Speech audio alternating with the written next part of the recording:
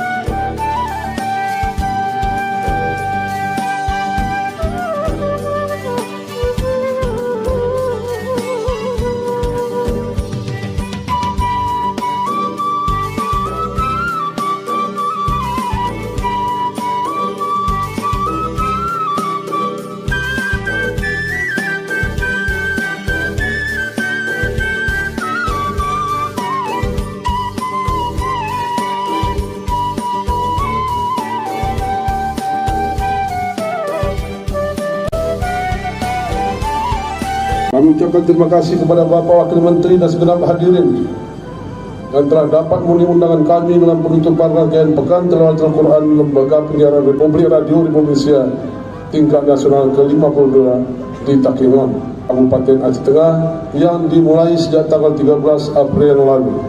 Merupakan suatu kebahagiaan bagi kami yang dipercayakan sebagai tuan rumah dapat bersilaturahmi dengan Bapak Wakil Menteri dan para hadirin sekalian, para kafilah dari seluruh Nusantara yang tergabung dalam Korwil RRI Indonesia, dari Korwil 1 RRI Jayapura sampai dan Korwil 17 RRI Aceh.